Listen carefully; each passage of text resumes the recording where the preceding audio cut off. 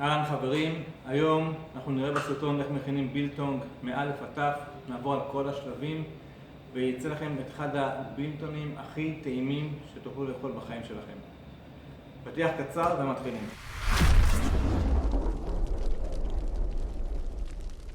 טוב, התהליך של ההכנה למעשה מתחיל עם קלייה של גרעיני הכוסברה. הקלייה מאוד חשובה, היא למעשה מוציאה שמנים מהגרעין, היא פותחת את כל הטעמים, את כל הארומות שחבויים בפנים. אם אנחנו נטחן אותו בלי שנקלה אותו ונפתח את כל הטעמים, זה למעשה פספוס. אני משתמש כאן ב-150 גרם של גרעיני כוסברה, יש לי בערך 5 קילוגרם בשר, זה בערך סדר הגודל. אם תשארים מהתערובת זה גם טוב, אחרי זה אנחנו נראה איך אנחנו מנצלים את מה שנשאר וגם משתמשים בזה. את הקלייה אנחנו עושים לאט לאט במחבת לוהטת, עד שלמעשה אנחנו מתחילים להריח את כל הארומות ועד שמתחיל לצאת קצת עשן לבן מהגרעינים, אז אנחנו יודעים שזה מוכן ואפשר להוריד את זה הצידה. כך לערבב מעט. אנחנו לא רוצים לשרוף את הגרעינים, לכן חשוב לערבב אותם.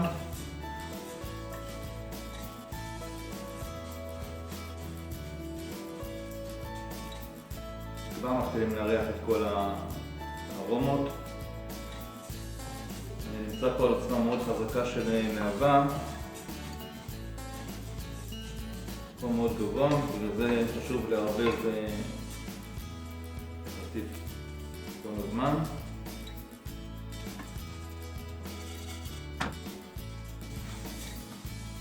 העשן מתחיל לצאת, שימו לב, לא יודע אם אתם קולטים את זה בתמונה, אבל מתחיל לצאת פה עשן לבן. זה בדיוק מה שאנחנו רוצים. רואים? זה בדיוק העשן שאני מחפש. ברגע שהגעתי לשלב הזה, אני יודע שהגרעינים כבר כלואים. עוד כמה שניות ואנחנו נוריד אותם מהאש כדי שהם לא ישרפו. איזה ריח. בדיוק מה שאנחנו מחפשים.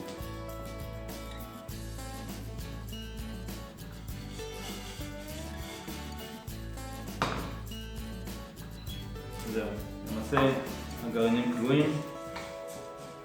אפשר גם לגעת, לראות שהם חמים, מריחים את כל הארומות, מרגישים את כל הריח נפתח לנו ורואים גם את העשן.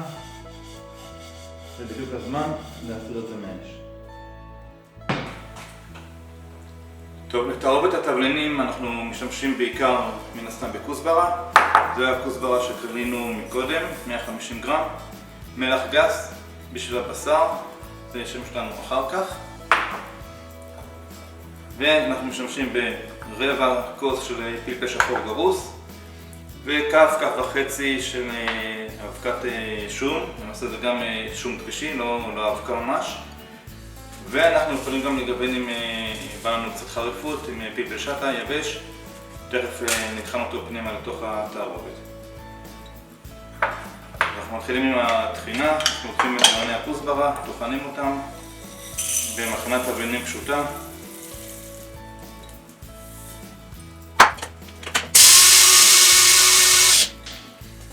אנחנו טוחנים טחינה יחסית גסה, לא לרמה של אבקה, שתהיה גם קצת טקסטורה וקצת קראנצ'יות בביס. אחרי שנצפה, וואי איזה ריח, אתם לא קולטים איזה ריח מטורף. אני חולה על הריח הזה. זה למעשה הריח של הבילטונג, הכוסברה, גרעיני הכוסברה, זה התבלין העיקרי. וואי מעולה. איזה ריחות. אתם לא קולטים. ככה אנחנו נטחן את כל המסה, את כל הכמות של הגרעיני כוסברה.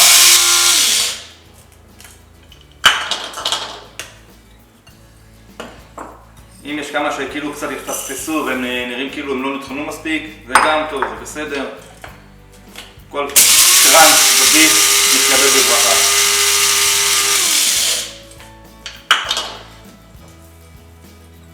יפה מאוד, נשים את זה בצד. עכשיו אני מוסיף לזה רבע כוס של פלפל שחור גרוס, כף וחצי של שום גבישי. בואו נערבב הכל טוב טוב. ועכשיו אני אחלק את התערובת לשתיים.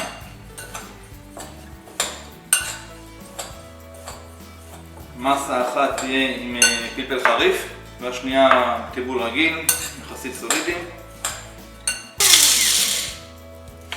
מעולה.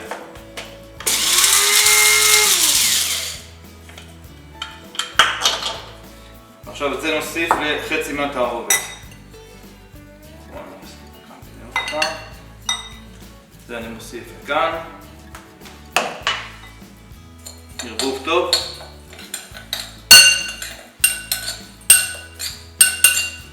ואנחנו מסודרים.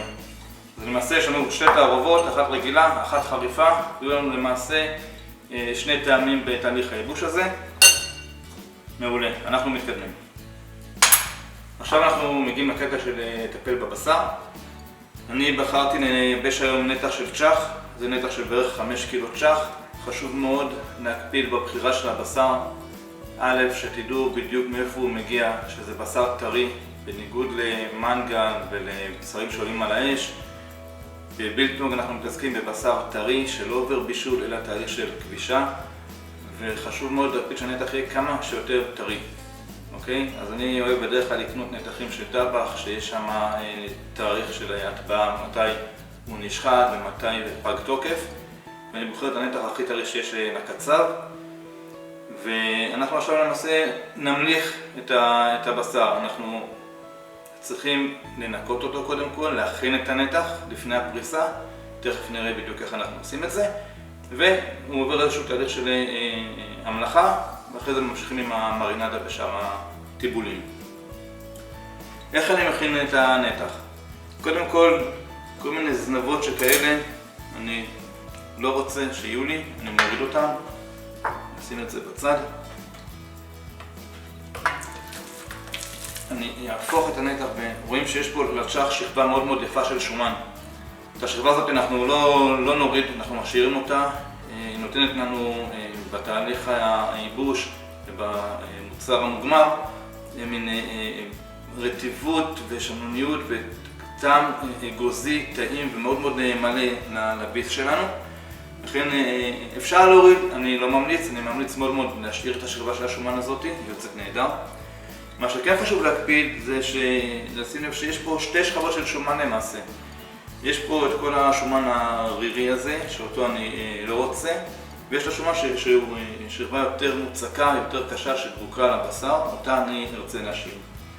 אז אני בוחן את הנתח ואני בודק ורואה שיש פה כל מיני שכבות ריריות כאלה. את כל הקטע הרירי, את כל השומן, הדבר הזה אני לא רוצה.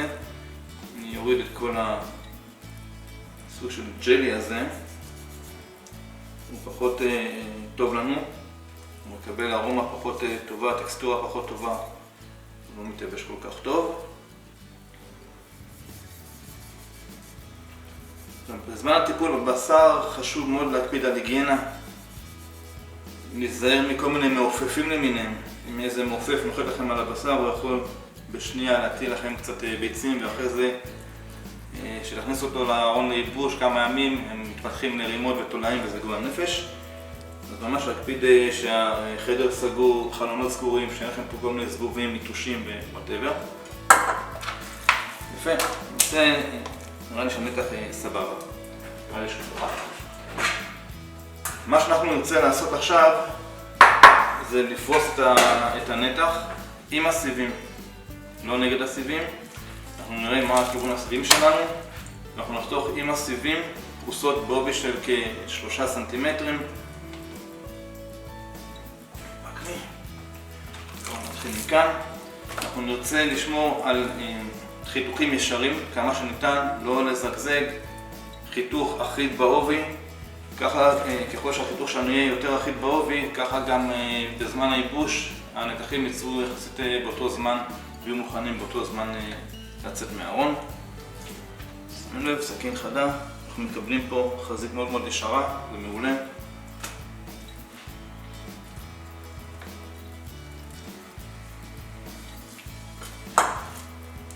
תראו איזה יופי. רואים את השכבה של השומן? זה בדיוק מה שאנחנו רוצים.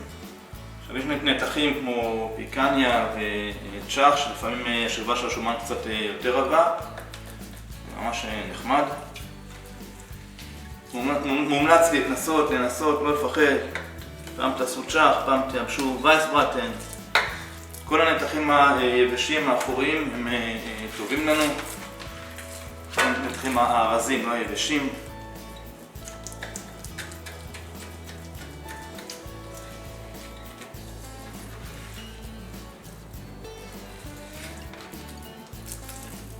עכשיו, נתח יפה. תענוג. 2-3 סנטימטרים בעובי. ככל שהנתח יהיה עבה יותר, ייקח לו יותר זמן להתייבש, וזה לא בהכרח יניב תוצאות יותר טובות. אז להקפיד לשמור על, אם זה יחסית דק, זה יצא קצת יותר עבה. אז מן הסתם הנתח הזה יהיה מוכן למאכל יותר מהר. ייקח לו פחות יום, פחות יומיים להתייבש. ואנחנו ממשיכים ככה עם כל הנתח. מי שעוד לא עשה לי לייק לערוץ, קדימה, זה הזמן. תעשו לייק לסרטון, שתפו אותו, תעשו לייק לערוץ שלי, אבל הרבה מהכלים הולכים להיכנס לפה בהמשך. שווה מאוד לעקוב. שימו לב שאם נתחים לא יוצאים ממש ישרים, אפשר לקצץ להם את האוזניים או דברים שלא באים לנו טוב כל כך. אני רוצה שהנתח יהיה ארוך, ישר, שיהיה אפשר לקלוט אותו בצורה נוחה ושהאוויר יעטוף אותו בצורה אחידה כשנתולה אותו בארון.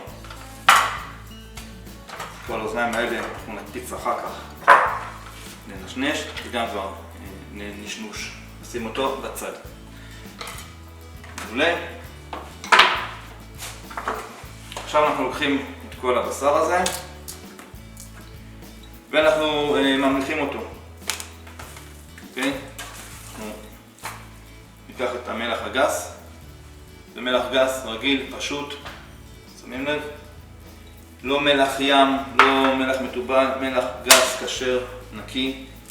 ואני פשוט בוזק על הנתחים את המלח בצורה כזאת, משני הכיוונים. המלח בניגוד לשאר מרינדות ותבלינים, המולקולה שלו היא מאוד מאוד קטנה. היא חודרת לבשר מאוד מהר יחסית ולכל העומק שלו. בניגוד למרינדות, שאנחנו מורחים מרינדה, גם אם הבשר יהיה עם המרינדה יום, יומיים, 3 ימים, היא לא תחדור לכל עובי הנתח, אלא רק לחלק החיצוני, רק למעטפת של הבשר, וגם כמה מילימטרים בודדים. למעשה המולקולות של המלח קטנות, חודרות לתוך הבשר. לכן אני אוהב להמליך בצורה כזאת. וחשוב לשים לב שזמן ההמלכה שלי יהיה בערך 20 דקות. זה בערך הזמן שאני מצאתי שהוא גם אפקטיבי וגם לא גורם לבשר להיות מלוח מדי. יש בעולם כל מיני שיטות של טיפול בהכנת בילטונג. אני קצת הולך יותר לחומרה מבחינת תהליך ההכנה. חשוב מאוד להקפיד על התהליך. אין קיצורי דרך בבילטונג. מי שעושה קיצורי דרך בסוף או שגומר עם בילטונג עם עובשים או תרביל של חיידקים שמתפתחת עליו, אנחנו לא רוצים את זה. עם בילטונג אין קיצורי דרך. אני ממליך את הכל. תכף אתם תראו כשנגיע גם למרינדה, חשוב מאוד להקפיד על התהליך. יש מקומות שבהם בתערובת של התבלינים כבר שמים את המלח בילד-אין. למעשה לוקחים שליש כוס של פלפל שחור, שליש כוס של גרעיני כוסברה טחונים ושליש כוס מלח. אז זה גם מתכון שמאוד מאוד נפוץ בפרופורציה של הרכיבים שלו. אני פחות אוהב את זה. אני לא אוהב את הבילטונג שהוא מלוח מדי. אני צריך שהמלח יעשה את העבודה שלו מספיק טוב בשביל הכבישה ובשביל הטעמים, או שזה לא יהיה אובר. לכן אני בדקתי אחרי ניסוי וטעייה ש-20-25 דקות של השהיה במלח עושה אחלה עבודה, וזה גם לא מלוח מדי. חושב שזה מאוד מבאס להכין 5 קילו של בשר, להשקיע, לחכות ימים ובסוף לגלות שהוא מלוח מדי והכל די מבאס.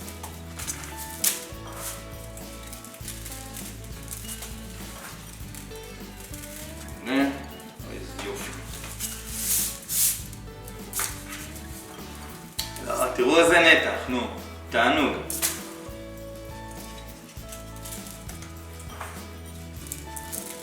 חשוב לבזוק מלח משני הצדדים של הנתחים.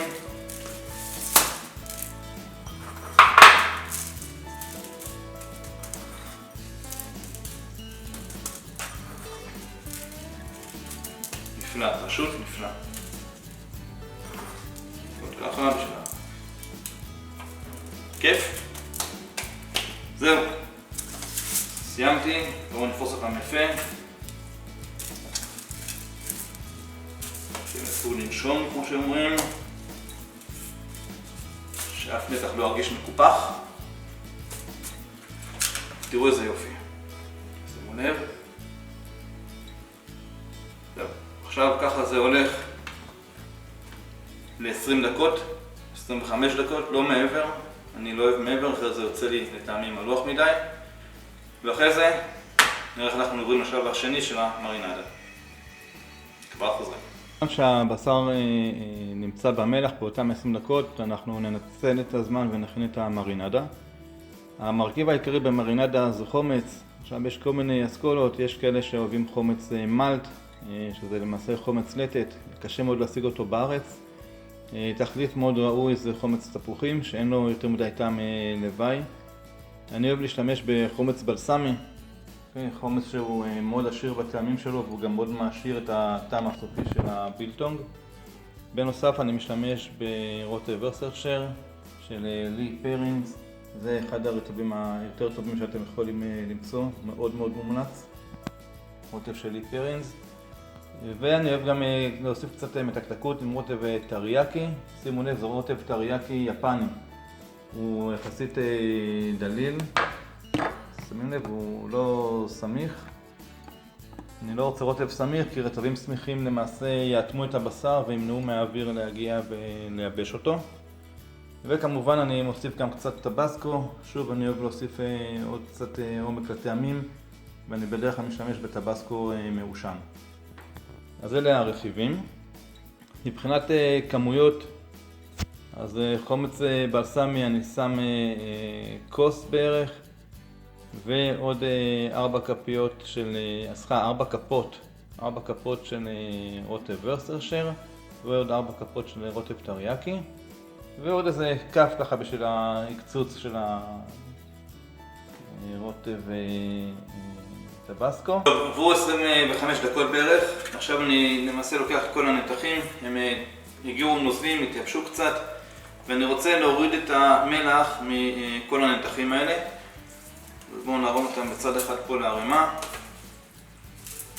אני פשוט לוקח מברשת סיליקון ומקלף את כל המלח בצורה כזאת מהנתחים. אני לא רוצה שישאר מלח גס על הנתח. אנחנו גם תכף נראה, הנתח מאוד רטוב בגלל הנוזלים שהוא הגיר.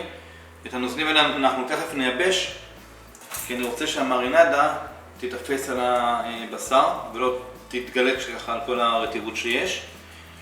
לכן אני מוריד את כל המלחים ומייבש את הנתחים תכף. בינתיים אתם יכולים להירשם לערוץ שלי, לעשות לייק, לרשום הערות, אם יש שאלות, בכיף. אתם מוזמנים להצטרף לקבוצת הפייסבוק שלנו, Crazy Biltong and Sausages, קבוצה מדהימה עם מלא מתכונים, חבר'ה על הכיפאק. תיכנסו, יש לינק למטה, מתחת לסרטון. תצטרפו לקבוצה עכשיו, אתם תודו לי אחר כך. עכשיו מה שאני עושה, הורדנו את כל המלח מהנתחים, ועכשיו אני רוצה לייבש אותם.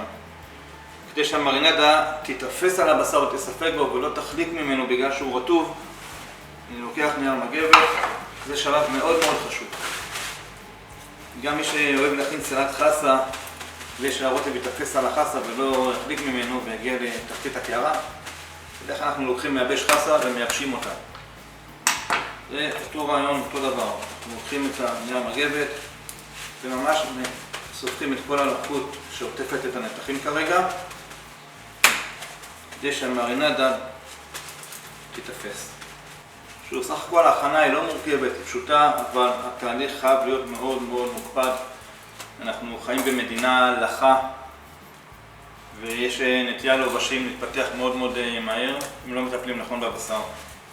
אז לשים דגש על התהליך, בלי קיצורי דרך, חשוב מאוד.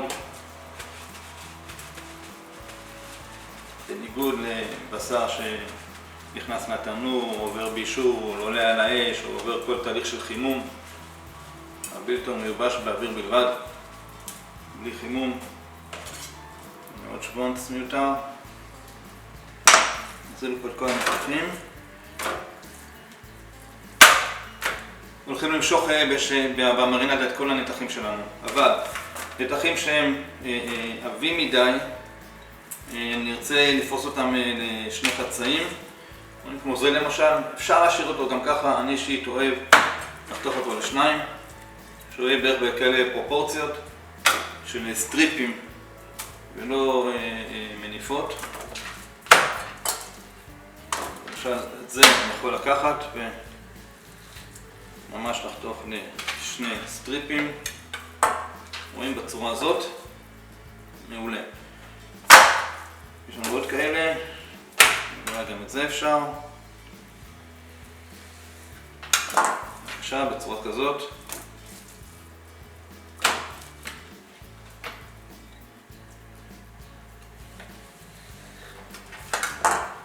נהדר. את זה דווקא בא לי להשאיר ככה. אני אוהב לגוון לפעמים. ועכשיו אנחנו מושכים את כל, נזיז את הקרש, שמים מרינדה לכל הנתחים. אנחנו לוקחים את המברקת שלנו, נערבב טיפה. אבל יש הרבה סרטונים ביוטיוב שמראים שיטה קצת שונה, שבהם מניחים שכבה של חומץ, קצת בוזקים עליה את התערובת תבלינים, מניחים את הבשר ושוב פעם בוזקים קצת חומץ מלמעלה. אני לא אוהב את השיטה הזאת של לבזוק קצת חומץ.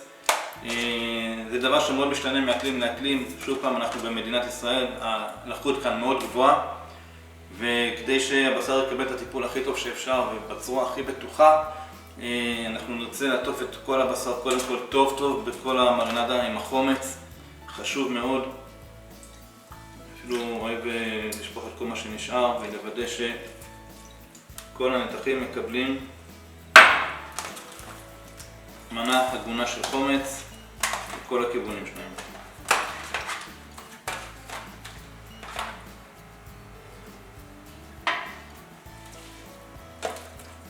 זהו, רואים איך זה נראה?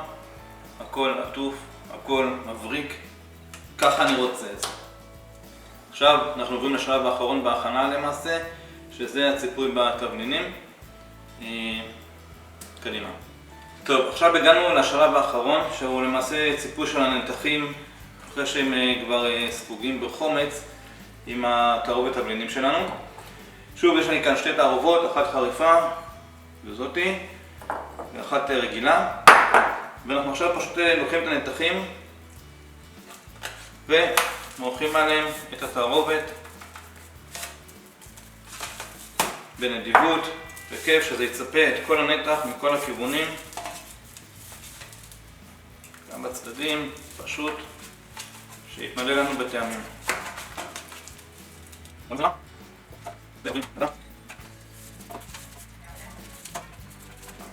אזכיר לכם לעשות לייק לערוץ, לייק לסרטון, תירשמו לערוץ, תעשו סאבסקרייב.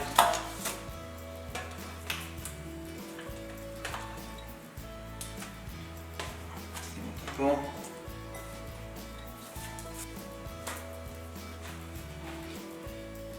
טוב חברים, כרגע אנחנו למעשה סיימנו את ההכנה. הכל מצופה, עבר המלאכה, עבר משיכה עם חומץ וציפוי בתבלינים. והתערובת הזאת, כל המסה הזאת עכשיו הולכת למקרר ל-24 שעות. 12 שעות ראשונות, הופכים את כל הנתחים ועוד 12 שעות, ורק למחרת, רק מחר, אחרי 24 שעות, זה ייכנס לנו לארון ייבוש.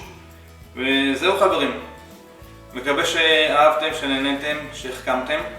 חשוב עוד פעם להקפיד על כל התהליך, חשוב מאוד לא לעשות קיצורי דרך ולהצטרף לקבוצה שלנו. יש לנו קבוצת פייסבוק מדהימה, Crazy Biltong and Sausages, יש לינק למטה, תצטרפו ולעשות לייק לסרטון ולא לשכוח לעשות סאבסקרייב לערוץ, תירשמו לערוץ, עוד הרבה מתכונים הולכים להגיע בקרוב. תודה רבה שצפיתם, נתראה בסרטון הבא.